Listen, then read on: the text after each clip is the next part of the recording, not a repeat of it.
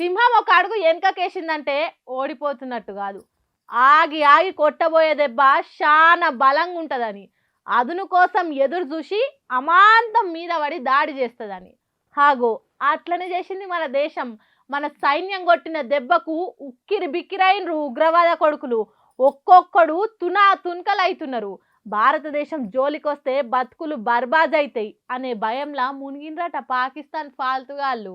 మన దేశం జోలికి రావాలనంటే, మన పేరు ఎత్తాలనంటేనే చుచ్చు వడాలి. తప్పిదారి దేశంలో కడుగు పెట్టాలనన్నా ఒంట్లే వణుకు ఉట్టేటట్టు చేస్తున్నది మన సైన్యం. ఉగ్రవాదుల గోసి ఊసి ఉరికేటట్టు చేస్తున్నది. మన దేశం దరిదాపులల్లా ఒక్క ఉగ్రవాది ఉండకుండా చేస్తున్నది. ఆపరేషన్ సింధూర్ పేరుతోని మంగళవారం రాత్రి దాటినాక పాకిస్తాన్ దేశంలో బాజాబ్తో ఉంటున్న బడవేగాళ్ళ 9 జాగల మీద బాంబుల వర్షం కురిపించింది. లాహోర్ పట్టణానికి 40 కిలోమీటర్ల దూరంలోనే మన దేశ సైన్యం దాడి చేసినా పాకిస్తాన్ పబ్లిక్ కు ఏం కాకుండా, ఆ దేశం సైన్యం స్థావరాలను టార్గెట్ చేయకుండా ఒక్క ఉగ్రవాద స్థావరాల మీదనే తూటాలు వేల్చిందట. అట్లా చేసుడితోని కరుడు కట్టిన కంత్రిగాళ్ళు చాలా మంది శరీరాలు తూట్లైనాయట.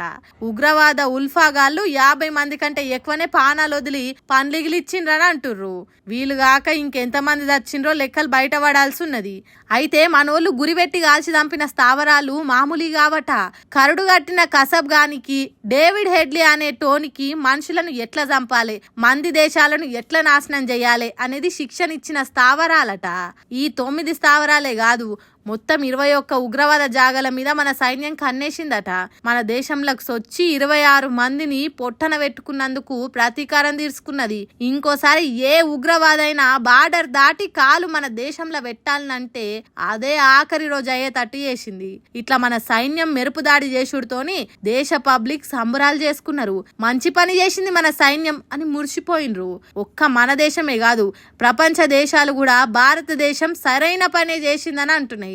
అయినా ఉగ్రవాదులను చంపితే వద్దనే దద్దమ్మలు ఎవరుంటారు? ఉన్నా బయటికి చెప్పలేరు కాబట్టి చైనా అసొంటోలు సపోర్ట్ చేసినట్టే మాట్లాడినరు. కాబట్టి మన సైన్యానికి సంపూర్ణంగా అండగా ఉండాలి, పూర్తి సపోర్టునియ్యాలి.